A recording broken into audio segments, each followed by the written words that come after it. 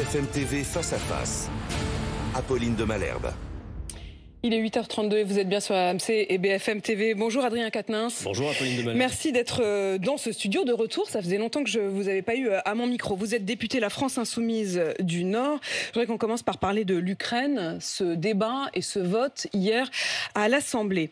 À propos de l'aide à l'Ukraine, qui a dit « Nous, on a des lignes rouges qui nous empêchent de voter pour ». La question de l'adhésion de l'Ukraine à l'Union européenne, la question de l'adhésion à l'OTAN et l'envoi de troupes au sol. J'ai pas très envie de jouer, moi, Apolline de Malherbe, ce matin. Non. Mais allez-y, répondez, si vous le souhaitez. Non, parce qu'en fait, cette phrase, elle est mot pour mot la même que quand on a été appelé à se prononcer sur un texte et que ce texte contient des questions aussi importantes que l'adhésion à l'Ukraine, l'adhésion à l'Union européenne ou l'adhésion à l'OTAN. Ce sont des lignes rouges pour nous qui nous imposent de voter non. L'une des phrases, c'est Sébastien Chenu, l'autre, c'est Manuel Bompard. Mais franchement, on aurait pu mélanger, c'est exactement la même chose. Ok, bon. Vous avez les mêmes lignes rouges, vous avez voté pareil. Apolline de Malherbe, le débat qui avait lieu hier à l'Assemblée nationale, si on le situe en pensant que c'était un débat où la question posée était pour ou contre le soutien à l'Ukraine, alors on ne concourt pas à faire que celles et ceux qui nous écoutent ce matin comprennent mieux le cadre de ce débat. Le débat hier n'était pas un débat pour ou contre l'aide à l'Ukraine. L'aide à l'Ukraine est acquise, elle est unanime dans toute la classe politique, pour la raison que depuis 2 ans, l'Ukraine vit une agression en rupture avec le droit international, inacceptable de la part de la Russie. On peut commencer par ce point-là, si vous le voulez bien. Ensuite, j'en pose un deuxième. Donc ça, l'aide, oui. Mais sauf évidemment, que quand on vous demande, acceptez-vous les 3 milliards... Alors, on va y venir. Il n'y a pas que les 3 milliards. Il n'y a pas que 3 milliards. On va essayer de faire œuvre de pédagogie, si vous le voulez bien. Parce que depuis hier, on enferme le débat dans... Allez-y, prenez le temps. Voilà. Première chose. La deuxième chose, c'est que il y a en effet un certain nombre de lignes rouges et ce que nous avions à voter hier, ça n'était pas l'accord qui de toute façon, vous le savez, a été signé le 16 février, conclu entre M. Macron et M. Zelensky.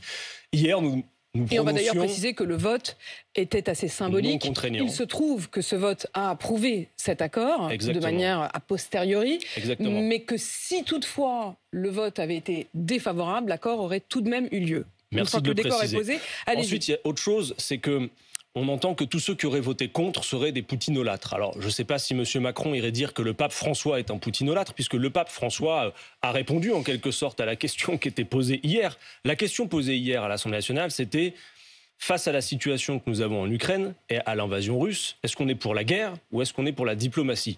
Au passage, je me permets de dire que vous avez devant vous quelqu'un qui représente une formation politique, la France Insoumise, dont les amis politiques en Russie, pour la plupart d'entre eux, sont en prison face au régime de Vladimir Poutine, et la seule formation politique qui, en France, la France Insoumise, accueille et a organisé l'hébergement d'opposants au régime de Vladimir Poutine qui, sur le territoire russe, sont menacés, comme l'a été par exemple M. Navalny. Voilà pour juste. Alors que le Rassemblement national, lui, soit gêné aux entournures parce que ses liens avec la Russie de Vladimir Poutine sont matériels et établis. Au final, ils votent comme vous. C'est-à-dire ces deux phrases. Non, on n'a pas voté pareil hier à l'Assemblée nationale. Ils n'ont pas été jusqu'à voter contre. D'ailleurs, je me permets de dire, je ne comprends pas bien l'explication de Marine Le Pen, puisqu'à la fin de son explication, elle dit en soutien à l'Ukraine, nous allons donc nous abstenir. Mais c'est donc qu'elle considère que cet accord n'est pas un bon accord pour l'Ukraine et dans ce cas, il fallait voter contre. C'est notre avis. Pourquoi ?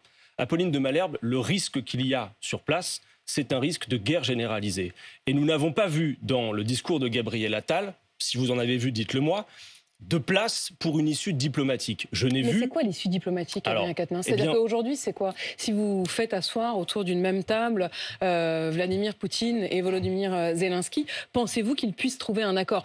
Sauf à dire que l'annexion des territoires déjà pris par la Russie doit être acceptée. Vous le savez comme moi, de toute façon, tôt ou tard, c'est à ça que l'on viendra. C'est une évidence. En fait, vous dites, de toute façon, ils ont perdu ces morceaux-là de l'Ukraine et il faut se rendre à l'évidence. C'est que l'issue ne peut être que la négociation. D'ailleurs, regardez un peu sur la scène internationale.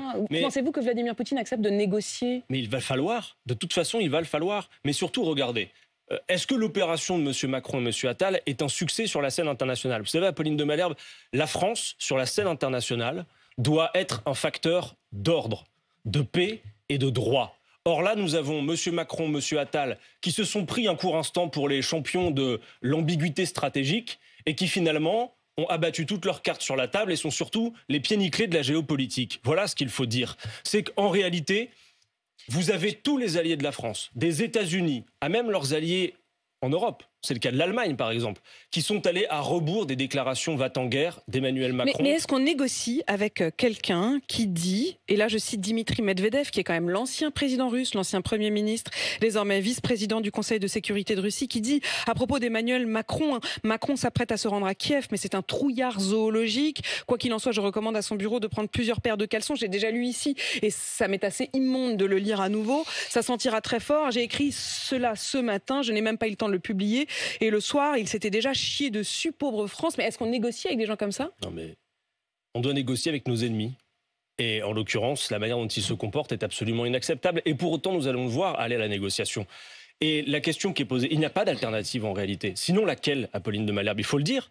À ce moment-là, dites aux gens que le but, c'est d'aller jusqu'à Moscou et de faire la guerre généralisée et que la France entre en guerre avec la Russie. Et ça n'est pas imaginable. Mais est-ce que la guerre, elle n'est pas déjà ici ? C'est-à-dire que on a quand même l'impression que vous faites semblant de ne pas avoir entendu le message. Évidemment, il y a eu cette phrase, et d'ailleurs, les proches d'Emmanuel Macron eux-mêmes reconnaissent à demi-mot que c'était au minimum maladroit d'avoir dit les troupes au sol, et depuis ils ont dit non mais il voulait pas vraiment dire troupes, enfin en tout cas pas soldats, il voulait dire éventuellement... bon. C'est plus que maladroit. On est bien d'accord. Ce que je veux dire simplement, c'est qu'Adrien Quatennens, vous continuez à dire comme si on allait envoyer des troupes depuis, et Emmanuel Macron et Volodymyr Zelensky d'ailleurs lui-même sur cette antenne a dit qu'il n'en était évidemment pas question. Vous avez lu le texte de l'accord ? Le texte de l'accord prévoit, en effet, comme le dit Emmanuel Macron, aucune limite et des fournitures qui sont non exhaustives. Ça veut dire qu'on se laisse le droit à absolument tout. Encore une fois, entendez-moi, il faut que cette guerre cesse et personne ne peut accepter l'invasion de l'Ukraine par la Russie. C'est inacceptable. Mais dans cet accord, puisqu'on parlait de l'accord, qu'en réalité nous ne votions pas hier... on accepte de fait cette situation d'envahissement, non ? Mais elle est là, cette situation. De fait, elle est là. Aujourd'hui, il y a un front de 900 km. Donc vous appelez les Ukrainiens à accepter au fond négocier. Et d'ailleurs, je crois que la France... se séparer d'une partie de leur territoire. Non, mais il faudra négocier. Il y a un conflit, il faut négocier. Vous avez regardé le contenu de l'accord. Il y a les 3 milliards d'aide à l'Ukraine. Il y a évidemment une question qui, pour nous, est une ligne rouge. D'abord, notez que c'est assez insolite. Je crois que c'est la première fois que la France signe un accord de coopération militaire avec un pays qui est déjà en guerre. C'est assez inédit sur la scène internationale. Mais qui plus est, cet accord prévoit et organise le fait que l'Ukraine puisse adhérer à l'Union européenne. Pour des raisons qui d'ailleurs n'ont pas trait exclusivement à la situation entre la Russie et l'Ukraine, nous ne sommes pas d'accord. Nous pensons à la France insoumise qu'il ne faut pas élargir tout court l'Union européenne, que l'élargissement de l'Union européenne, à tout le moins, ne peut se faire que s'il y a l'harmonisation sociale et fiscale qu'aujourd'hui les traités empêchent. Imaginez ce que serait, alors que déjà aujourd'hui on a abaissé les droits de douane, imaginez ce que ce serait demain, l'adhésion de l'Ukraine à l'Union européenne. Celui qui juge qu'alors était votre partenaire, qui l'a été en tout cas par le passé, Raphaël Glucksmann, qui mène désormais la liste socialiste pour les européennes, en fait l'un de ses principaux arguments de campagne, l'adhésion de l'Ukraine à l'Union européenne. Ça ne serait absolument pas facteur de paix, y compris parce qu'il y a ce conflit. Pas plus que ce ne le serait si l'Ukraine adhérait à l'OTAN. D'ailleurs, au passage, vous me permettez de vous dire ceci. Vous connaissez ce document ? Avec un fascicule. Est-ce que vous connaissez le programme partagé de gouvernement de la nouvelle Union populaire écologique et sociale, c'est le programme de la NUPES. Tout à fait. Ça date d'il y a moins de 2 ans. C'était signé par toutes les formations politiques, la France Insoumise, Europe Écologie Les Verts, Génération, le Parti Socialiste, le PCF. Et là-dedans, il y a plus de 30 pages, Apolline de Malherbe, consacrées à l'Union européenne. 30 pages que le Parti Socialiste avait donc signé et sur lesquelles il s'était engagé devant ses électeurs. Et aujourd'hui, ils choisissent de mettre en tête de liste de leur liste aux élections européennes quelqu'un qui ne cesse de dire qu'il est en désaccord avec le programme que le Parti Socialiste a voté et sur lequel il s'est engagé il y a 2 ans. Je vais vous dire franchement, Apolline de Malherbe, à l'heure où on voit bien ce qui se passe sur ces élections européennes. On voit bien le fond de l'air. D'ailleurs, on voit le fond de l'air partout en Europe. Regardez ce qui se passe en Pologne, regardez ce qui se passe en Allemagne, où l'extrême droite revient en Allemagne. Regardez ce qui se passe au Portugal avec les élections récentes. Et on a en France un tableau où on voit bien que l'extrême droite, on lui déroule le tapis rouge et elle avance. Et pendant ce temps, nos partenaires d'il y a 2 ans, qui étaient prêts à tout pour avoir des élus à l'Assemblée nationale, choisissent de faire en sorte que la gauche, qui, dans les sondages, pèse toujours autour de 30%, et serait donc, si elle était rassemblée autour de ce programme, en capacité de challenger l'extrême droite, ils nous contraignent, et nos électeurs avec, à un nouveau match des gauches que... Sauf qu'on voit bien qu'aujourd'hui, en tout cas, ils ne sont plus d'accord et sur des aspects assez fondamentaux comme la question de l'Ukraine. Puisque maintenant, cette question-là va se trancher au moment des élections européennes. Et d'ailleurs, je le dis, à celles et ceux qui sont derrière leur radio, derrière leur télé ce matin, si vous avez voté Jean-Luc Mélenchon en 2022, vous étiez 8 millions à le faire. Je vous invite le 9 juin prochain à voter pour la liste qui sera conduite par Manon Aubry de la France Insoumise. De même que si vous avez été en juin 2022 électeurs de la NUPES aux élections législatives, donc de l'une de ses composantes, voter pour cette liste qui est la seule qui sera fidèle à l'esprit, au programme de la NUPES. Ce programme que vous aviez signé. Sanctionner celles et ceux qui ont pris l'irresponsabilité de rompre la NUPES dans un moment où l'extrême droite caracole en tête des sondages. Adrien Quatennens, je voudrais que vous regardiez ces images, que vous les écoutiez pour ceux qui sont à la radio. Ça s'est passé hier au sein de l'école emblématique Sciences Po, Institut d'études politiques de Paris, l'amphithéâtre principal, rebaptisé pour l'occasion amphithéâtre Gaza, qui était donc occupé par des militants pro-Palestine qui ont, d'après des étudiants juifs, membres de l'UOJF, interdit l'entrée d'étudiants juifs. Qu'en pensez-vous ? D'abord, je me félicite que les étudiants se saisissent de cette question et se mobilisent pour soutenir Gaza. En revanche, évidemment, tout propos, tout acte discriminant, antisémite est à proscrire. Je rappelle que l'antisémitisme, ce n'est pas une opinion, c'est un délit. Mais permettez-moi, puisque vous évoquez cette situation, de dire que, y compris quand on fait le parallèle avec le débat d'hier, il y a un double standard français qui n'est pas acceptable. Les mêmes qui revendiquent à juste raison le droit international pour les Ukrainiens sont très timides s'agissant du droit international pour les Palestiniens. Les mêmes qui revendiquent des sanctions à juste raison contre Vladimir Poutine sont très timides quand il s'agit d'en demander contre M. Netanyahou. Mais là, en l'occurrence, ce sont des étudiants en France, sur le sol français, avec des propos des étudiants juifs qui disent se sentir menacés, qui disent que parfois, lorsqu'ils s'assoient dans l'amphithéâtre, on se déplace pour ne pas être assis à côté d'eux.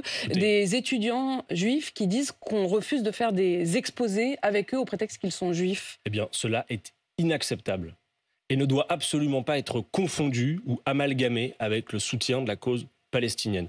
Je pense qu'il est temps...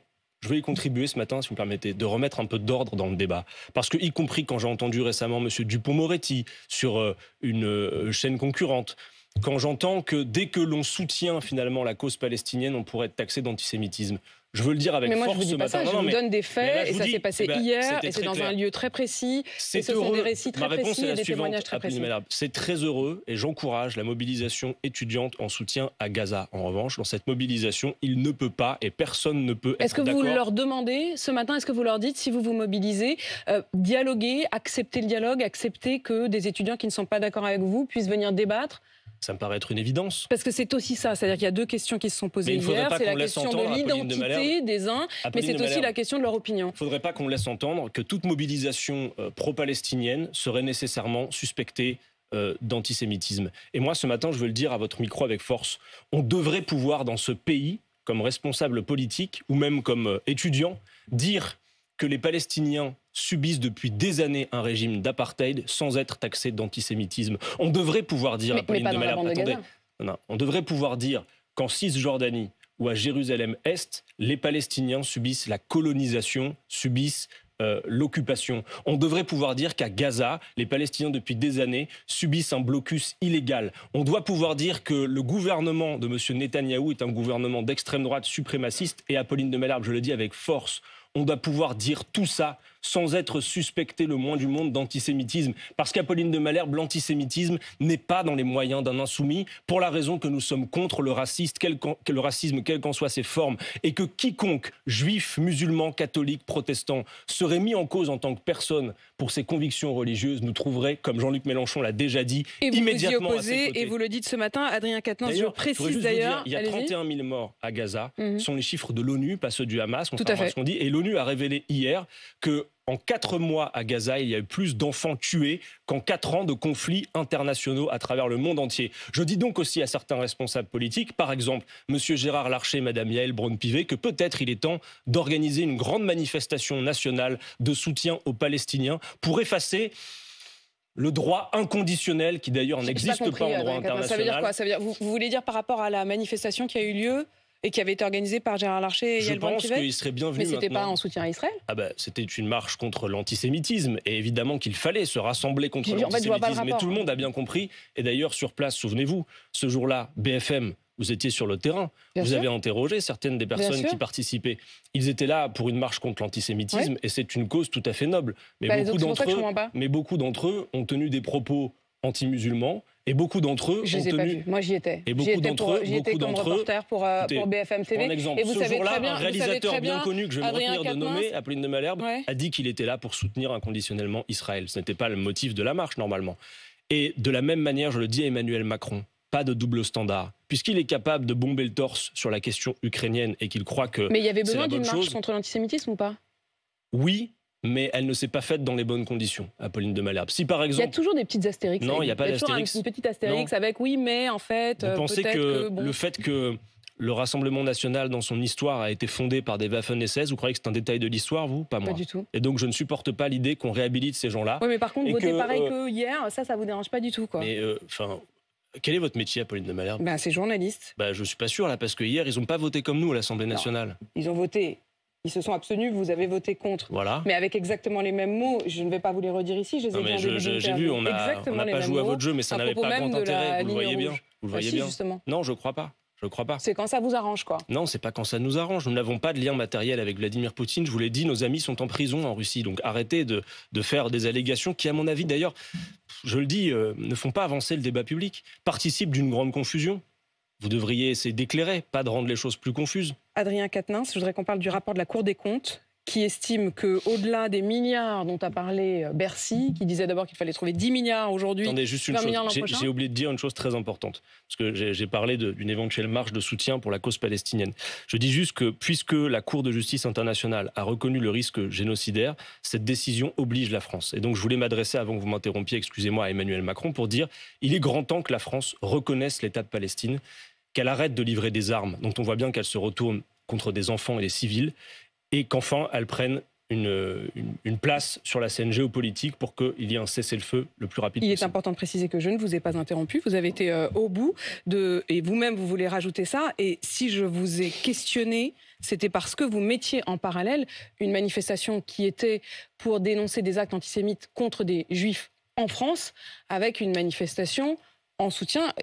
Simplement, les deux manifestations peuvent tout à fait exister, mais j'avais du mal à comprendre pourquoi l'une était en réponse de l'autre. Je dis juste que ce serait une bonne idée. Voilà.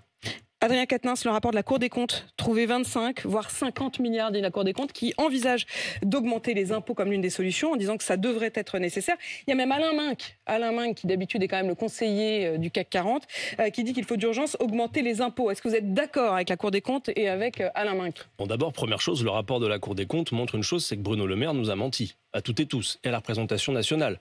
Parce qu'il a tablé sur des prévisions de croissance dont tout le monde lui a dit à cette période que c'était surévalué, et en effet c'est le cas, puisqu'il parlait d'1,4% de croissance, ça a été ensuite ça a été descendu à 1, puis finalement c'est 0,7. Alors, augmenter les impôts. Souvent, Bruno Le Maire dit il est hors de question d'augmenter les impôts. En fait, la vraie question qu'il faut poser, c'est pas les impôts. On a l'impression que tout le monde va être touché. C'est quels impôts on augmente et pour qui? Voilà la vérité. Et nous pensons en effet que les plus riches devraient contribuer à l'effort, surtout quand on voit la situation sociale dans ce pays. Vous savez qu'en France, notamment sous l'effet des politiques qui ont été menées par Emmanuel Macron, vous avez 5 personnes, 5 milliardaires qui se partagent la même richesse que 27 millions de Français. Donc oui, nous pensons qu'il faudrait augmenter les impôts, mais ça dépend pour qui. Par exemple, nous proposons un système à 14 tranches d'impôts qui lisserait l'effort entre tous, qui ferait que pour celles et ceux qui nous écoutent, qui sont des ménages à moins de 4 000 euros, ils paieraient moins d'impôts. En revanche, oui, il faut rétablir l'impôt de solidarité sur la fortune, il faut avoir une taxe sur les super profits, et ça, c'est une urgence absolue, en effet. Vous savez, Bruno Le Maire, il a dit la semaine dernière, la France est accro à la dépense publique. Et évidemment, ce qu'il cible en priorité, c'est la protection sociale, sont nos services publics qui... 50 milliards en 2 ans, 46 milliards en 2 ans. Ce sera une purge absolument incroyable. Mais il aurait pu dire, Bruno Le Maire, oui, la France est accro à la dépense publique. Par exemple, les très riches dans ce pays sont accros aux cadeaux fiscaux qu'ont fait Emmanuel Macron, Bruno Le Maire. Les grandes entreprises de ce pays, les grands groupes, sont accros aux aides publiques sans contrepartie. Et tout cela coûte un pognon de dingue, pour paraphraser Emmanuel Macron. Et je pense que, par exemple, on pourrait exiger des contreparties environnementales, sociales aux aides publiques qui ont été fournies aux entreprises. On apprend à l'instant, Adrien Quatennens, que le patron de Sciences Po, on parlait de Sciences Po à l'instant, démissionne. Il démissionne pas à propos de ce qui s'est passé hier, mais à propos des rapports avec son ex-compagne. Ils sont renvoyés tous les deux devant le tribunal correctionnel. Malgré tout, j'ai devant moi quelqu'un, et je n'avais pas vraiment prévu de revenir sur votre affaire, mais quand on voit en quelques semaines Julien Bayou, accusée de violences psychologiques, qui se met en retrait de son parti. Ercilia Soudet, députée LFI, qui a dû porter plainte pour viol contre son ex-compagnon. Damien Cassé, lui-même militant de la France Insoumise, qui est suspendu par le parti. Quand on voit Gérard Miller avec 3 accusations de viol, 15 accusations d'agression sexuelle, est-ce qu'il y a un problème dans le rapport aux femmes à la NUPES ? Je pense qu'il y a un problème dans le rapport aux femmes dans la société, Apolline de Malherbe. On le voit bien. Ça traverse toute la société en ce moment. Vous auriez pu même élargir ce que vous venez de dire. Permettez-moi d'avoir des mots de soutien envers ma collègue Ercilia Soudet et de dire que par ailleurs, le fait que contre sa volonté, les événements aient été rendus publics, ça n'est pas rendre service ni respecter la parole de la victime. Je sais pourquoi vous m'interrogez à cette heure. Alors certes, il y a un fait d'actualité et je suis devant vous et je ne vais pas biaiser. Oui, j'ai été mis en cause moi-même, Apolline de Malherbe, au moment de mon divorce sur un fait daté et sur la manière dont finalement j'ai réagi face à ce divorce. J'ai reconnu les faits, la justice est passée et j'ai beaucoup travaillé sur le sujet, y compris avec une association, puisque c'est le sens du stage que mon groupe m'a demandé de rencontrer. Je voudrais adresser un mot à toutes celles et ceux, et en l'occurrence à ceux qui sont mis en cause. Si vous avez des choses à vous reprocher, dites-le. Je crois que c'est comme ça qu'on va faire avancer les choses. Vous savez, on conseille souvent en France, on dit quand vous êtes mis en cause, première année de droit en faculté, on vous apprend que quand vous êtes mis en cause, il faut nier. Moi, d'abord, je me suis dit, je sais ce que j'ai à me reprocher en 13 ans de vie commune. Et je pense que je peux dire, voilà, j'ai commis cette faute et travailler sur le sujet. Mais je pense que pour qu'on avance, il faut porter ce message. Je ne suis pas le mieux placé pour parler de ces sujets aujourd'hui, mais c'est le message que je veux adresser. Vous êtes peut-être le mieux placé pour parler à ceux, justement, qui seront mis en cause. Oui. Et si c'est le cas, alors je leur dis, reconnaissez. Y compris parce que, si vous avez des choses à vous reprocher, reconnaissez. Y compris parce que c'est peut-être la première porte et le chemin le plus indispensable pour la réparation. La réparation pour les victimes, mais on le voit bien au vu de l'ampleur du sujet, la réparation pour toute la société. Merci Adrien Quatennens d'être venu répondre à mes questions. Député de la France Insoumise du Nord, il est 8h54 sur RMC BFM TV.